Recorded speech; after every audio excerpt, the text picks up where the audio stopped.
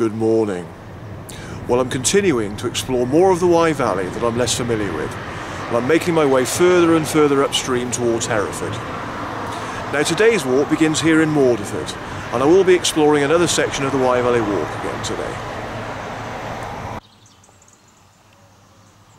Mordiford is located on the B4224, 4 miles southeast of the city of Hereford, and lies just on the northern boundaries of the Wye Valley area of outstanding natural beauty.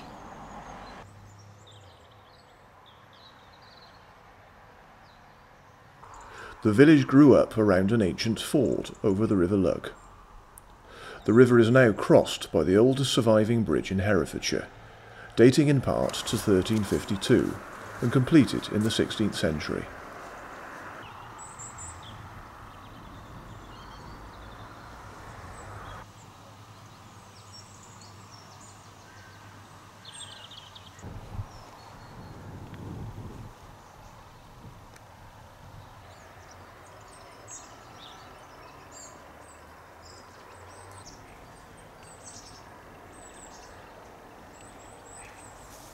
Mordiford is best known for the legend of the Mordiford dragon, which, some said, would amble down from its lair in Haugh Wood to drink from the confluence of the rivers Wye and Lug near the village.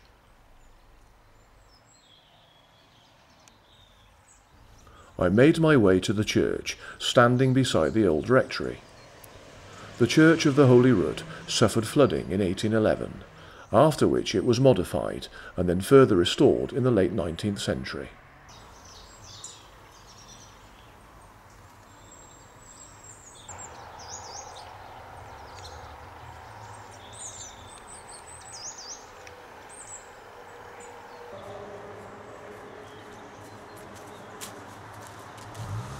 From the church, I walked into the village, passing the old shop and post office, now closed.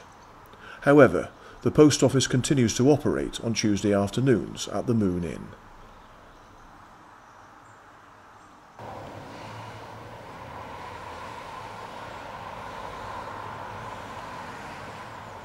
The Pentelow Brook flows through the centre of Mordiford and into the River Lug. On the village green is the little green hut, today a small information hut, but was originally constructed to house a weighbridge. Next to the hut is a stone with an inscription, placed here in 2014 to commemorate William Husband and his niece Anne Evans, and also Elizabeth Greenley and her daughter Jemima. All 4 were swept away in floods that struck the village following a storm in May 1811.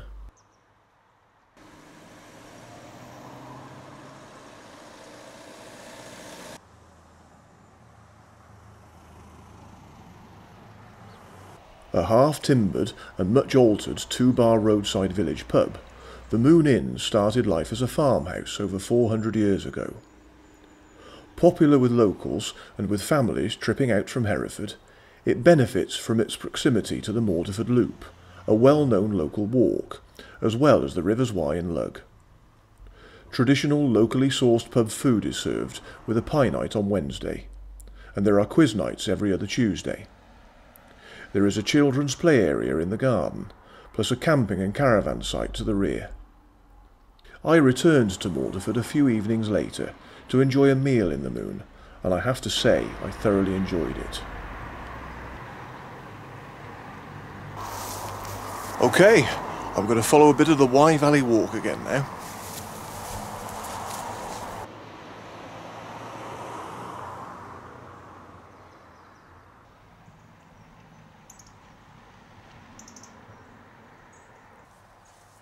From the main road, I followed the Wye Valley Walk waymarks, which took me past the old mill into a small field.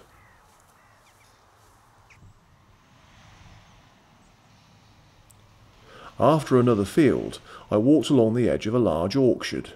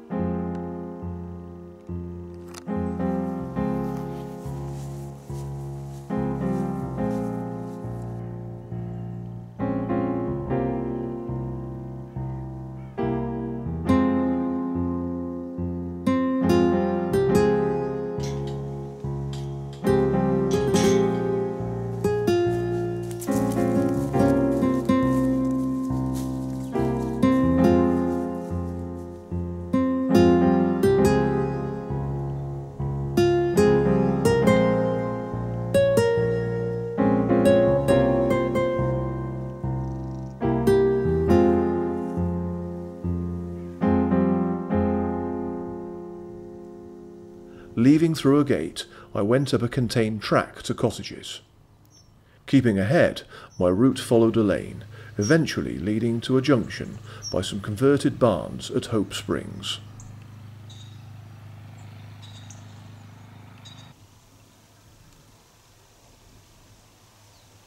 Turning right, I passed between the barns, along a farm track meandering beyond across the fields, bordered by wooded hills, including West Wood to my right.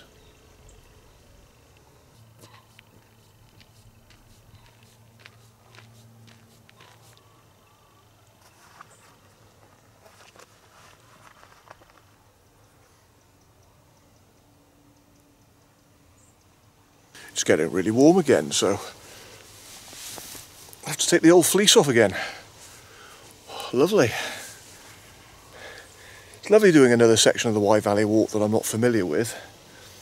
As I say, a long time ago, in one day I did the stretch between Ross and Hereford, so this is part of that stretch, but I'm now doing it in the opposite direction. But I don't remember it. It's funny, it doesn't ring any bells at all. It's still lovely though. It's quite funny because I remember when I was growing up in Chepstow, the Wye Valley Walk used to begin in the school grounds where I went to school. And it was quite funny when I used to play PE in the school playing fields, because at the side of the fields there were yellow arrows saying Wye Valley Walk. So, of course, that's where the walk started. But back then, the Wye Valley Walk only went as far as Monmouth. But over the course of time, it's been extended and extended. So, a little while after, it was extended to Simmons Yat, and then it got extended to Ross, and then to Hereford, and so on and so on. So now the Wye Valley Walk actually follows the entire course of the River Wye. So one day, it'd be nice to actually do the whole thing.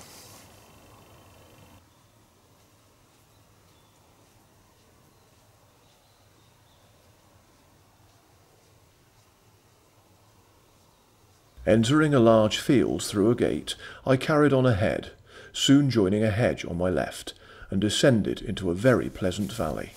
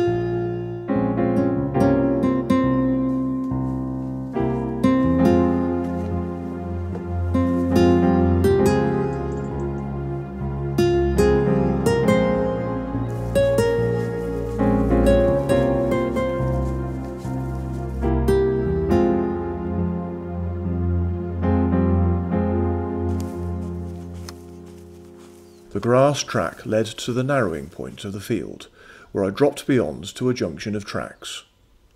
Walking ahead, I curved left over a bridge onto a lane.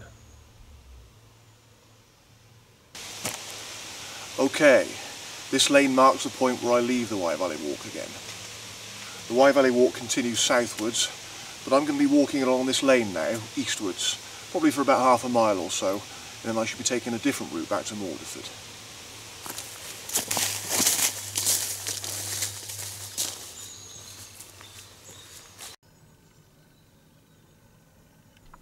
Leaving the Wye Valley Walk, I went left along the lane, eventually reaching a field gate on the right before a small bridge.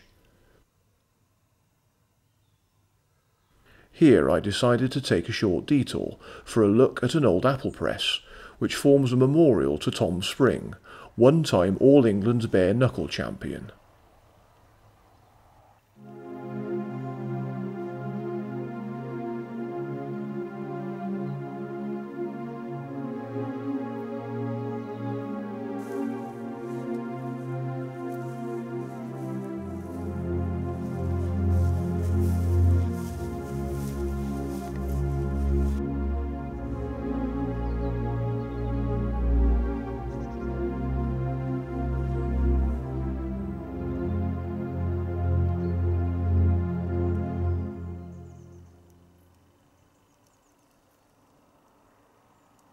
Retracing my steps to the lane, I continued along it to a cottage, turning left just beyond onto a track.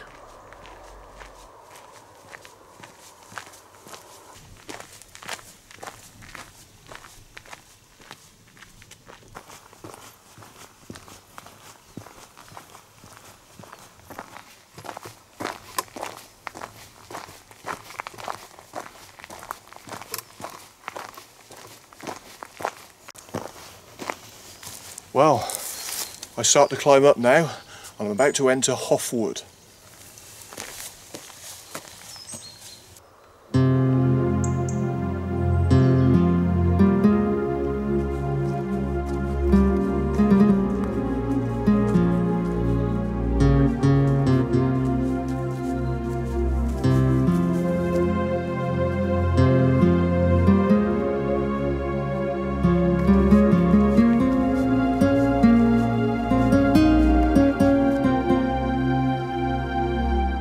Higher up, I joined a track to a junction, beside a bench and a butterfly information panel.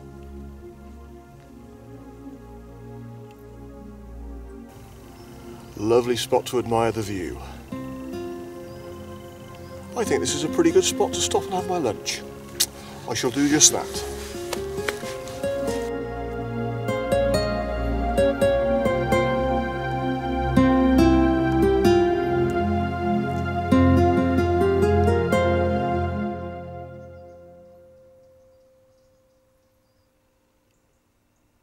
After lunch and admiring the views, I continued on through Haugh Wood, picking up green trail markers.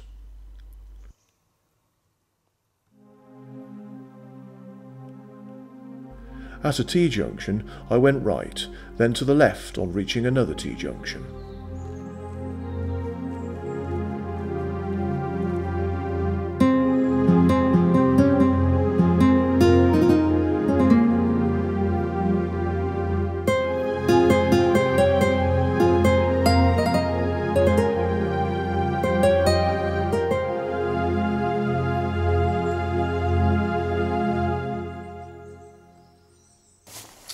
It has been wonderful being back in the Wye Valley again. There you go, that word again, wonderful. But it really has been. You know, even though it was months ago that I planned to come here on this particular occasion, now that I'm here, these last few days have actually been very well timed, purely because of what's been going on in my life.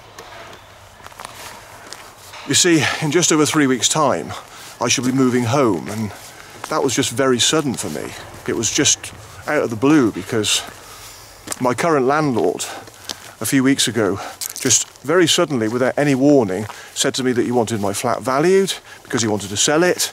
And then within days of that, it went onto the market, and very quickly it was sold. So in such a short space of time, I've had to move out. So it's been really quite unsettling. I mean, I have got somewhere to move to now. As I say, I should be going there in just over 3 weeks' time. And I'm looking forward to it now because I know it's a nice flat, but it's just all the hassle, you know, all the hassle that you've got when you move. And that's what I've been thinking about ever since I've been down here. Just the thought of when I get back home, I've got to try and find lots of boxes and start packing stuff. Then I've got to clean the flat that I'm living in now before I move out. And then just making sure that I send my new address details to everybody. It's just all that sort of, you know, hassle that you get with moving home. But, you know, once I move, I'm sure it'll be fine because I know that it's a nice flat, as I say. So yeah, that's why coming here has been really nice, because it's helped to take away some of that sort of stress, really, that I've had with the thought of moving. So, and it's been lovely here, really nice.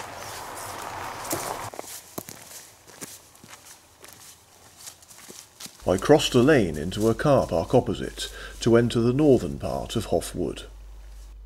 Going through a barrier, I followed a track, this time with red trail markers.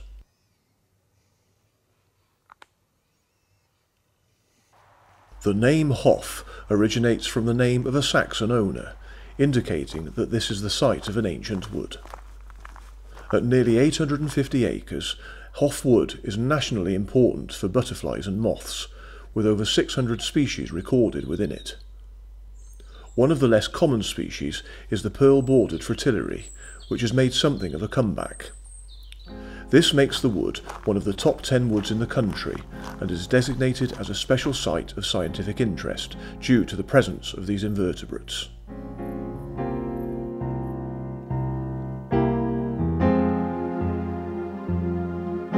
At a junction I turned left, but then at a crossroads I kept ahead to leave the trail.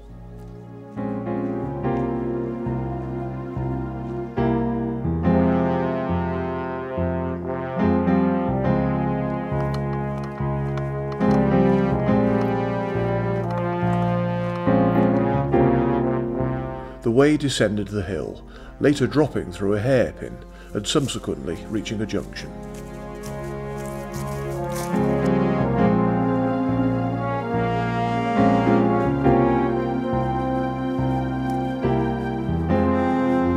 I went left, initially beside a stream, but after about 250 yards I took a path off to the right, which dropped down to a gate at the edge of the forest.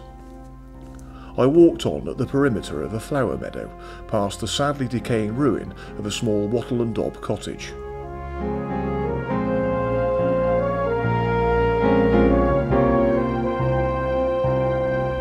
Joining a track, I bore left, but as it then passed into a second meadow, I forked right off the track, crossing the pasture to close alongside more woodland.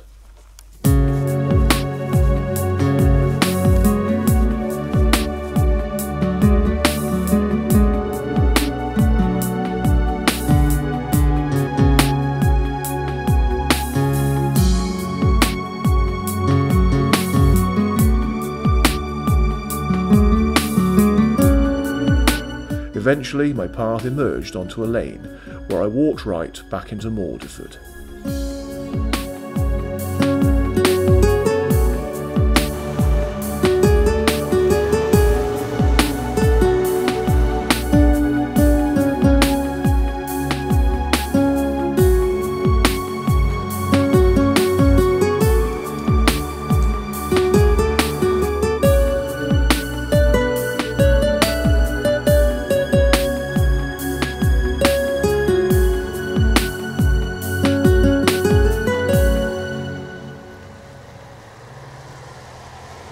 So that's me back in Mordiford, where I started my walk, and it's been a wonderful walk. It really has been. Another part of the Wye Valley that I'm a lot less familiar with. And the walk has been fantastic. A really nice walk from Mordiford along part of the Wye Valley Walk and through Haugh Wood. Lovely. I wonder where I'll be going next.